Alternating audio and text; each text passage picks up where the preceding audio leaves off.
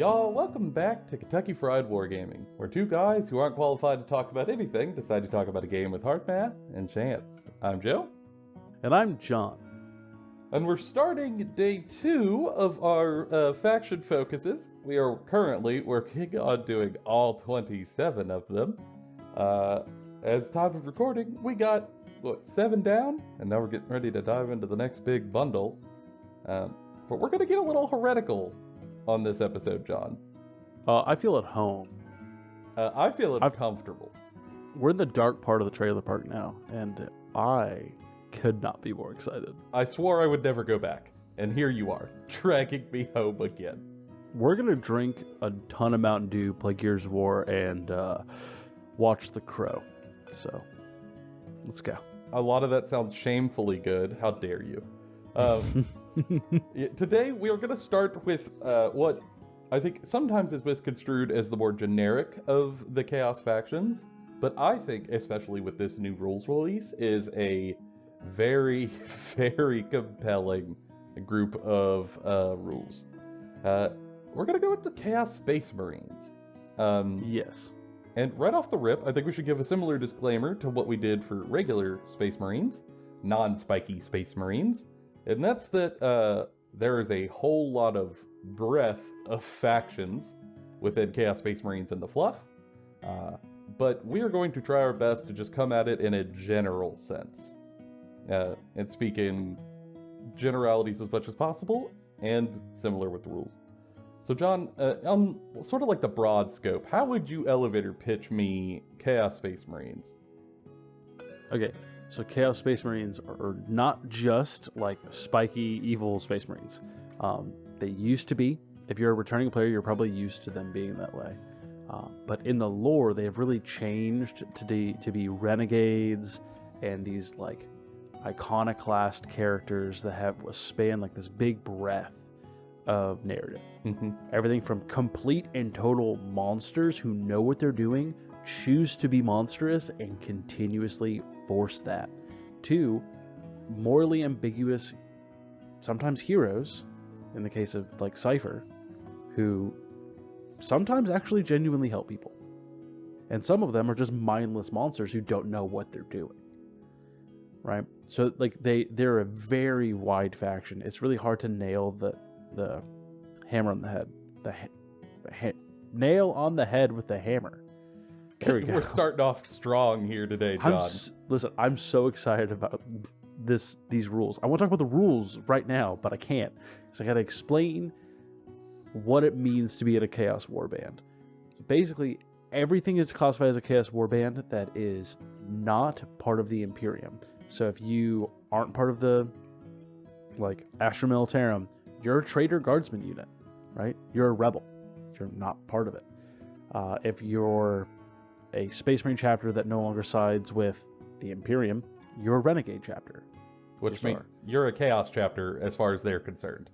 Yeah, and if you fell to Chaos and during the Horus Heresy, you're a Chaos chapter. Like Night Lords, for instance, which are just these like horrific monsters who deal out justice through terrible means.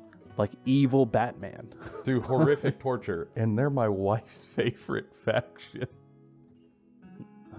Don't read into that too much, John. But yeah, like it is such a large faction, and I cannot fit it in such a small video. And we might even cover it again later, because I truly love this faction. I played it for years, and I think the best way to approach it from a lore perspective is find which one is what subfaction is aesthetically pleasing to you, and just dive right in. Read a novel, get engaged, enjoy it. It's phenomenal. Yeah, there are some cool factions out there, even if you are like me, who normally I don't really lean chaosy, because like I don't find a lot of the rewards of chaos to be compelling. Oh yeah, they're all like Faustian bargains. Yeah, like a lot of the time I'm like, why would you do that? But every now and then, something comes across that's a little different. But I think at the core of all of them, as far as this book is concerned, is the idea of the sort of the deals either they choose to make or are forced to make with the Dark Gods. And mechanically, that's where we get into the rules of this faction. Or factions, I guess I should say, more accurately. And here, it's literally called Dark Pacts. It's the army rule that all Chaos Space Marines get for now. And it's both flavorful and mechanically quite compelling. Yeah, it's very good. Yeah, I mean, the whole idea of Chaos is that you bow down to the Dark Gods, and these gods, either one of them individually that you subscribe to, or all of them sort of collectively, will give you incredible power and boons for your loyalty. But it is a risky proposition at best. You could become terribly, terribly ill. You could gain a mutation like extra limbs. You could get a beneficial mutation that like super strength, or you might just die terribly and painfully. And Dark Pacts Or you could just reflects that. You can just get like crazy powers to see the future, but you can't control what futures you see. So you just are haunted by visions of the future that make you into a monster. Yeah, it's horrible, but great It's for a terrifying. mechanic. So for the Dark Pacts, so in this army, anytime one of your Heretic Astartes units goes to fight or shoot, and Heretic Astartes means your Space Marine units, so like not your humans and your guard, your Space Marines. Anytime they go to do that, they can choose to make a Dark Pact. When that happens, they gain one of the, we're showing them over there, one of the benefits that we're showing, either lethal hits or sustained hits, depending on what you choose as the general. But you then have to make a leadership test. And if you pass, you're all right. But if you are, let's say, not too strong in your dark convictions, they will take their anger out on you for your insolence. And you'll take D3 mortal wounds for your unit, which means, one of your dudes at least is going to be wounded, and more likely a couple of them are going to be dead. Yeah. So you are risking paying a blood price for a ability to hurt someone harder, and that's very Chaos Space Marines. It's very like trade-off, right? Like you're risking for reward. It just works. Oh, it's so good. But that's not the end of the degradation here. No. We could delve further. John, what is their detachment rule? Yeah, so their detachment rule plays off of Dark Pact, and it's called Marks of Chaos. For older players, you probably remember them as things that you could choose to pay points for, to put on a unit or a character, to give them like a buff.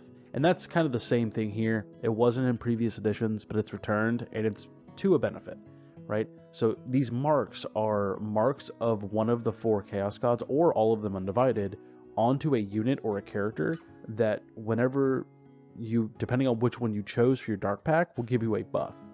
Mm-hmm. Like, in different instances. They're all right here.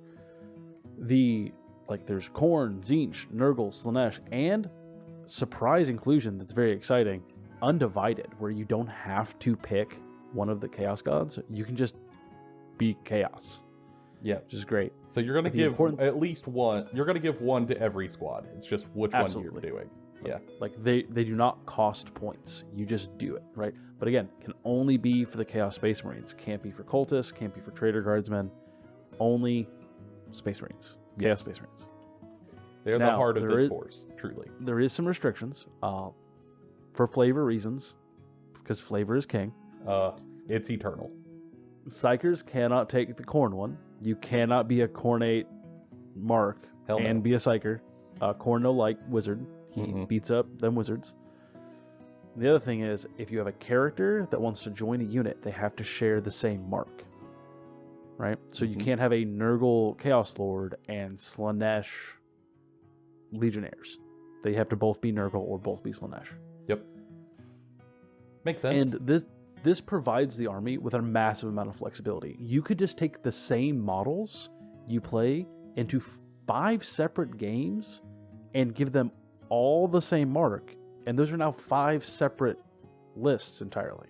Yep.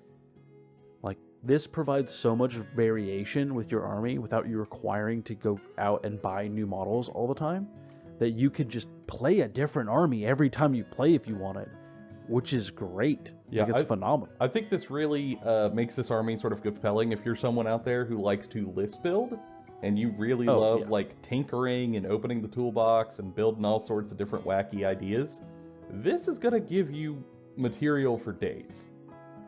You will be building off of this for days. And I don't think it's going to be solved very quickly because there's just so many compelling options and combinations. And there's another like half army rule to be remembering, and that is that you can take some of the units from some of the other Chaos books in this force. This is kind of like your core force, very similar to like Space Marines. So you can take some demons, you can take some Chaos Knights, or you could take like some Berserkers, or like some Plague Marines, or like, you know, some Thousand Sun Marines, Rubric Marines, right? And that allows you even more flexibility in list building. This is such a soup faction. You can make a chaotic good soup out of this in a way that makes sense in the lore. Like, it's not cheesy. It makes sense. It's super fluffy. Yeah. This is how this works in the setting. Yeah, and there's this is where, I mean, I think we'll kind of talk about the strength that for us, one of the frustrations and weaknesses in trying to make this video is here on the channel for our faction focuses, we don't like to do every single data sheet because it's just going to take too long. So we like to pick one each that we think is representative of the faction and that we find compelling. But by God, with these bonuses, there's a lot of compelling picks in here. There is so many good This options. is the one I spent the most time looking at, trying to just pick one, because I had a list of like 4 or 5 that easily all felt very, very good. But I think I will go first. I'm going to pick something that is not totally like out the gate or surprising, but that I think is very, very strong and is going to be sort of an unsung hero doing the work in your games, and that is the basic Chaos Lord on foot. There's a Terminator option. I don't think he is as good in the builds you're probably going to want him in, because he's more about making himself tanky rather than like unit stuff, or being super, super damagey. So the Chaos Lord, you can see him over there. He's pretty tough. He's got a 3-up save. He's got a toughness 4, so your standard good Space Marine stat line. But I think what makes him compelling is a couple of things. First, he can do Dark Pacts. So his units can get a buff. So take into consideration everything we're showing you could have extra rules on it. He is also Heretic Astartes, which means he can get a mark. So consider that's extra rules on everything on this sheet that you're looking at. And then also, interestingly, is he has an ability called Lord of Chaos, where once per battle round, not per game, battle round, you can target so you can target a unit from your army for 0 command points for a stratagem. Yeah, it's phenomenal. I had to look. I'm like, is it ever? Oh God, yeah, that's real good. That's better than I thought. And in an addition like this, where there's not a lot of stratagems to like command points to go around, that's very, very good. Yeah, you're getting to use a free reaction essentially. Yeah, and a free combo piece, because these stratagems are also pretty good. And then even if that was all he had, he would probably still be worth it. But I think what really puts him over the edge for me is Chance for Glory. This is once per battle, but when you pop it, when he goes to make an attack, he can improve the strength, the attacks, the armor pen, and the damage characteristic of his melee weapons by 1. So he's getting, on top of all of your other marks and top of your pact buffs, he's getting +1 attack, +1 strength, +1 armor pen, +1 damage. And even on his base weapon, that's 6 attacks, strength 9, AP 3, damage 3. Boy howdy, that's a stat line. That's gonna and that's pop. just the character. That's not even including the unit he would be going into. Yeah, and if you choose to target him with a stratagem or his unit with a stratagem, like that's even more powerful. So I just think he is a very, very strong synergy piece that also really can shine in melee. He's a little foot hero, but I don't think much is going to want to go toe-to-toe with him on that turn that he pops his big buff.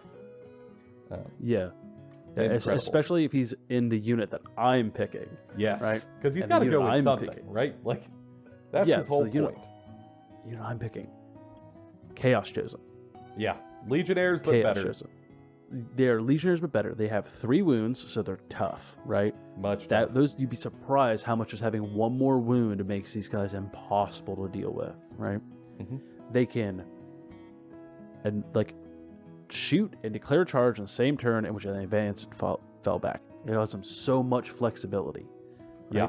They can be in combat, move out of combat, shoot another target. And then, charge. But where they are the greatest, I think, is on their combi weapon profile. Where they have anti-infantry 4-up with devastating wounds. Mm-hmm. And a codex where they can give them sustained hits. So you have the ability to deal a ton of mortal wounds with these guys. And they don't take up a lot of slots. You can throw them in a Rhino really easy. You can throw them in a Land Raider really easy because they're just power armor. They're not Terminator armor. Mm-hmm. So these guys are just a great all-around threat. You can tune them up for melee, make them super powerful there. You can make them really good shooting, like a really good shooting unit. Mm-hmm. You can make them greater Overwatch. Like you can park them in the center of the table, and if anyone moves within 24 inches, they're going to have to eat some shots and probably some mortal wounds. Like, it's perfect for the Chaos Lord. Perfect. Yeah, I think it's an incredible pairing. And I think it does kind of transition us to the last bit, because for John and I, we don't just want to leave you with like, oh, here's 2 good units, bye y'all. Like, we want to give you something that is practical, that if we've sold you on this faction and it's for you, and you're maybe jumping in for the first time, or maybe you're getting back into the game after a while and you're going to try to get to learn in this, we want to give you a piece of advice that you can take on your way to help you to start off on the right foot.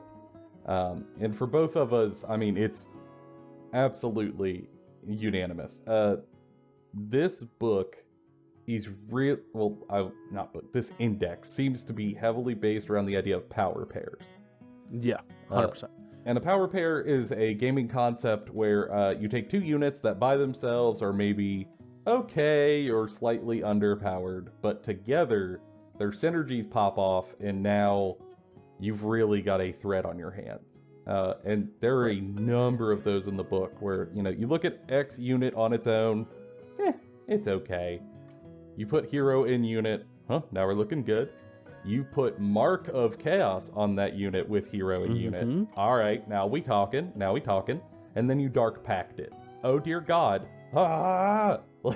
Yeah. You are basically doing, like, in list building, and while playing, you're doing build my own combo. Uh-huh. Where you're like, I need this unit to do this, and I need it to be explosive sometimes. And you're like, boom, boom, boom.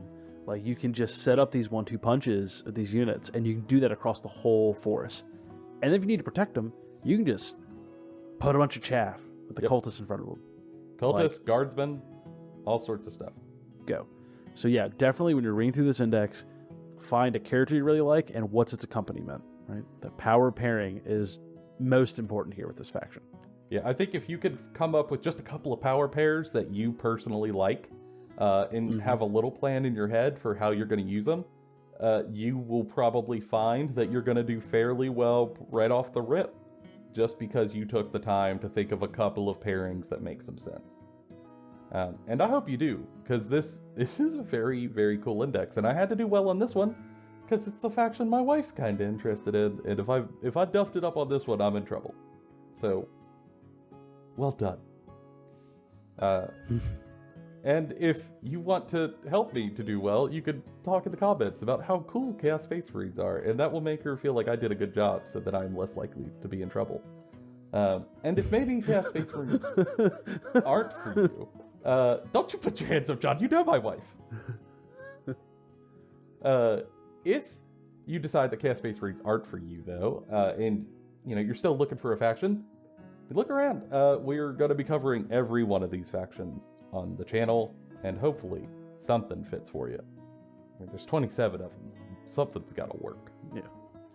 Yeah, something. It might be orcs. I like orcs. That's Yeah, not, if you don't like anything else, you're probably gonna like orcs. you probably like orcs. They're big green idiots. We'll get there. We'll be working really hard. And if you do have any follow-up questions, or maybe you like this faction but you're struggling, put it down in the comments. The social medias are open. Feel free to reach out directly. We're happy to help you. You know, there's only so much time in these episodes, but we're still here and open if you got questions. And that's all of our opinions. Bona fide. Kentucky Fried. We'll see you guys in the next one.